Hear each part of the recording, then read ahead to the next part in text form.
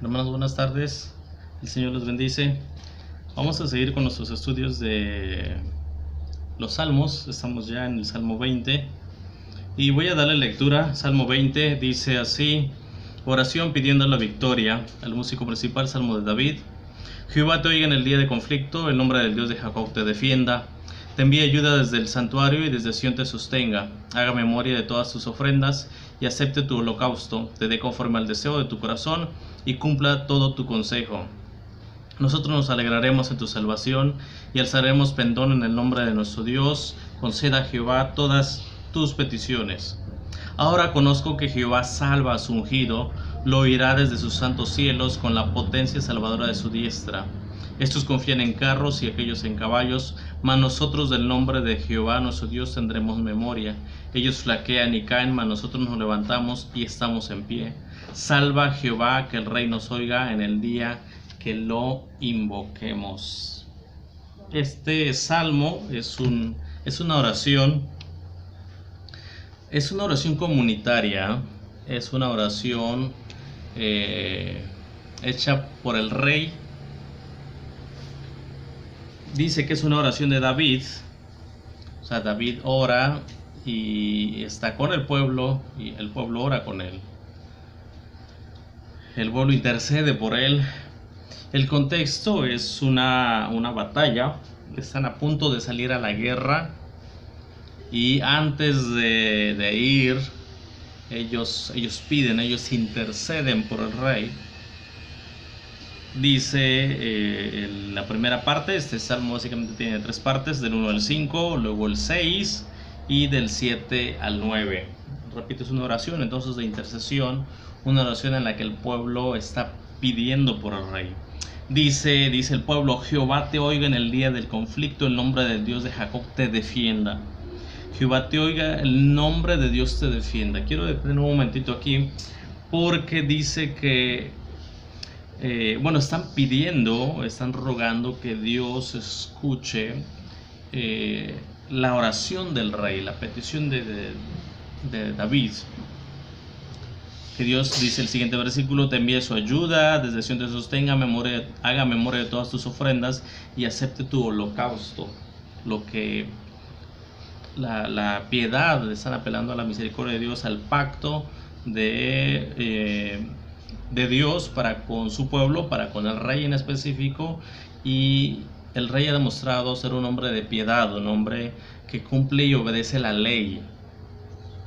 Y por eso dice: te dé conforme al deseo de tu corazón, y cumpla todo tu consejo. Nosotros nos alegraremos en tu salvación y alzaremos pendón en el nombre de nuestro Dios, y conceda a Jehová todas tus peticiones. ¿Sí? Reitero, el pueblo está pidiendo, está orando, está intercediendo. Pero también subrayo, insisto, el 2 y el 5, que habla del nombre de Dios. O sea, van a una guerra, van a una lucha, dice, en el nombre de Dios. O sea, dicho de otra manera, están luchando es una guerra santa, vamos a decirlo así, lo voy a poner así. Están luchando por el nombre de Dios, en su nombre y por su nombre, o por el interés del reino de Dios. Es lo que está diciendo: el nombre del Dios de Jacob te defienda. Y dice: y vamos a alzar banderas, o alzaremos pendón en el nombre de nuestro Dios. Es su nombre. Para recordar esto, por ejemplo, en el libro de los Jueces 7, 18 al 20, dice Gedeón: por el Señor y por Gedeón. Van peleando la batalla del Señor. U otro ejemplo, David, el rey David con Goliat, cuando dice: tú vienes con jabalina y yo vengo en el nombre del Señor. La batalla es del Señor, el Señor da la victoria. Están luchando por el Señor, por su nombre. Pero insisto también que están pidiendo protección, están pidiendo bendición por el rey, por la vida y que le gane, obviamente en el contexto militar y en el contexto como pueblo, si el rey pierde, si el rey es dañado, es afectado la nación, el pueblo de Israel. A la vez también mencionó que a pesar de ser el rey también tiene problemas, el rey tiene conflictos, y por eso la intercesión del pueblo para su rey, para David en este caso. Resalto entonces aquí la importancia de la intercesión, la importancia de la oración comunitaria y el orar no solamente de manera personal, sino orar por los unos por los otros, orar por la iglesia, interceder, en pocas palabras, una palabra es intercesión por los demás. Versículo 6. La oración, insisto, es una oración comunitaria. O sea, el pueblo está con David orando y pidiendo por él, con él y por él. Pero el versículo 6 se interrumpe, el versículo 6 cambia y es una sola persona. Los versículos del 1 al 5, igual que del 7 en adelante, es plural. Hay una segunda persona que está, o más bien, repito, una multitud que está intercediendo por el rey. Pero el versículo 6 es personal, es una persona, y dice: ahora conozco que Jehová salva a su ungido. Los estudiosos creen que tal vez sea, si es que David estaba en el tabernáculo, quizás era el sumo sacerdote, pero si ya estaba en el campo de batalla ofreciendo un sacrificio, que dice arriba: haga memoria de tus ofrendas. Si ya estaba en el campo de batalla, quizás era un levita o sacerdotes que estaban ahí con David. El asunto es que una persona, ya sea sacerdote o levita, confirma y dice, o sea, están orando y parece que Dios se revela en esta persona, y él dice: ahora conozco que Jehová salva a su ungido. O sea, del 1 al 5 es intercesión, es petición, y el versículo 6 afirma que Dios ya escuchó, afirma que Dios ya respondió. Dice: ahora conozco. La palabra ahí conocer es ahora comprendo o estoy seguro. O sea, Dios les reveló: ahora estoy seguro que Jehová salva a su ungido. Insisto, parece que Dios le habló a alguien de la que estaba ahí con David, de la multitud, insisto, un levita, un profeta, y Dios le hace ver que su oración ya fue escuchada, que la intercesión del pueblo ya fue atendida, y dice: ahora conozco, ahora estoy seguro, Dios ya respondió. Lo dirá desde sus santos cielos con la potencia salvadora de su diestra, con su poder.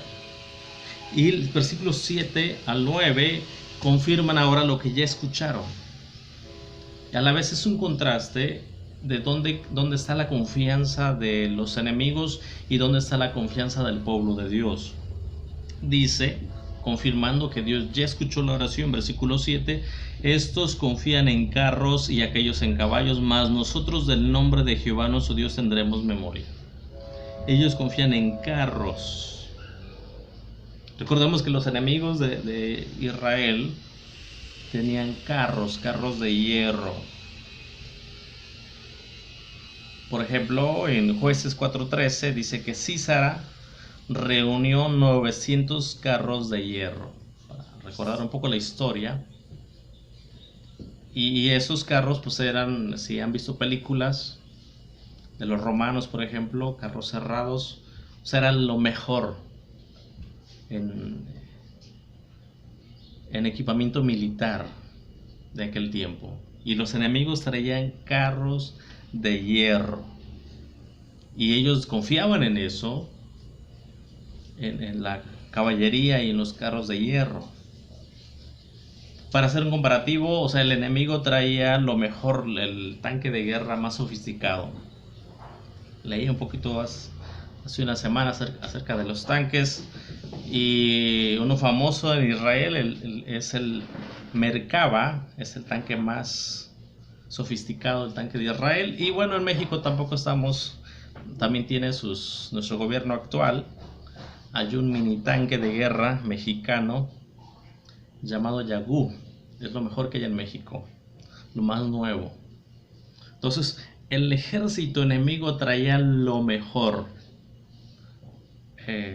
Repito, si pensamos en la actual, es lo más sofisticado, lo más seguro, drones y lo que puedan imaginar en artillería, en guerra. Eso traía el enemigo. Pero el pueblo dice,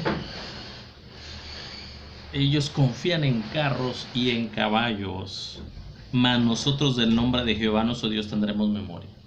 Oye, ellos tienen presente y confían, depositan su seguridad, su vida en Dios, dependen de Dios.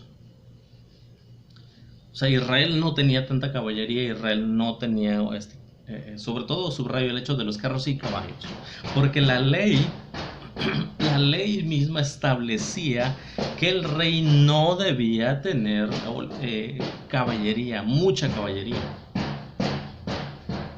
Y en David notamos esto. O sea, subrayo, los reyes de Israel, la ley establecía que no debían tener muchos caballos. En específico, Deuteronomio 17:16 dice: el rey no deberá poseer una caballería numerosa. O sea, no debía poseer. Esto es curioso porque, por ejemplo, David es mencionado y conocido como un hombre de guerra. Incluso por eso no pudo construir el templo. Era un guerrero, pero él dependía de Dios. Tenía un ejército así grande, poderoso, hablando desde el punto de vista militar, pero no tenía una caballería impresionante. Repito, porque la ley decía que no debían tener. Incluso los profetas critican, voy a leer un solo ejemplo, los profetas critican, Dios exhorta, reprende al pueblo ya en el tiempo de Isaías y de los profetas menores, porque ellos confiaban precisamente en el ejército. Isaías 31:1 dice el Señor: ay de los que descienden a Egipto por ayuda y confían en caballos, y su esperanza ponen en los carros, porque son muchos, y en jinetes, porque son valientes, y no miran al Santo de Israel ni buscan a Jehová. O sea, la ley establecía, insisto, que no debían tener, pero ya para el tiempo de los reyes, cuando se divide el reino, los reyes confiaban y depositaban su seguridad en el ejército, en la caballería, en los carros, y no en Dios. Y por eso la ley establecía que no debían tener tantos, para que su confianza, su seguridad, no radicara en el inmenso ejército o en su armamento, sino en Dios. El punto es un llamado a depositar la vida, la confianza en el Señor. Regresando al 7, ya el vocero de Dios confirma que ya la respuesta está dada. El Salmo 98:1 dice: cantad a Jehová cántico nuevo, porque ha hecho maravillas, su diestra lo ha salvado y su santo brazo. O sea, ya lo salvó, ya está. Ellos confían en carros, en caballos, mas nosotros confiamos y venimos en nombre de nuestro Dios. Dice: ellos flaquean y caen, mas nosotros nos levantamos y estamos en pie. Salva Jehová, que el Rey nos oiga en el día que lo invocamos. El Salmo finaliza como inicia, en la intercesión. Y a la vez inicia, se repite la palabra salvación, pero también se repite la palabra oír. Jehová te oiga. Después vuelve a decir oír. Y cierra el versículo 9 con el Rey nos oiga. subrayando la intercesión. Y por supuesto, el personaje principal aquí es Dios. La comunidad, David, se dirigen a Dios. Decía que iban a una guerra en nombre de Dios, pero quien va frente a ellos, con ellos, será el Señor.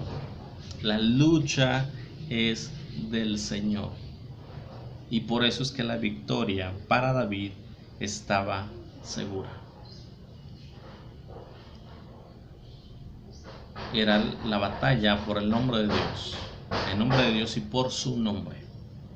Había actuado según también la ley lo establecía, con sacrificios, con ofrendas, porque lo principal era que Dios estuviera con ellos. Ahora quiero contrastar y a la vez mencionar esto, el asunto de la ofrenda.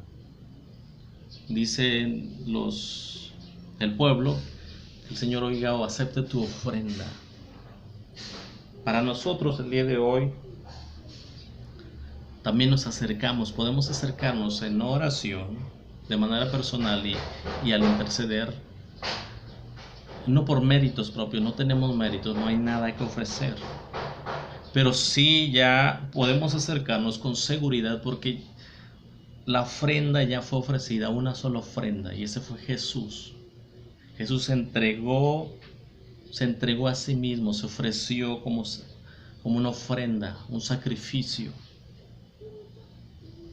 para que tú y yo tengamos acceso al Padre. Dice Hebreos que nos abrió un camino nuevo, vivo, y tenemos entrada al lugar santísimo por lo que Él hizo, por su obra, por sus méritos. Y ahora, y en el nombre de Jesús y por lo que Él hizo, también estamos seguros de que Dios responde a nuestra oración, siempre y cuando ésta sea hecha conforme a su voluntad. Dice Juan, si es conforme a su voluntad, Él nos oye. Y reitero también la dependencia de Dios en Dios. Jesús ya lo hizo. Él se ofreció, Él nos ofrenda y somos aceptos en Él. Pero también es un llamado a depender, no de lo que tengamos, no de lo material, no de la habilidad, no de la multitud, sino de la confianza, de la seguridad en nuestro Dios. Y también insisto en la importancia de interceder, de orar unos por otros. El Señor sigue estando con ustedes. El Señor les bendiga. Amén.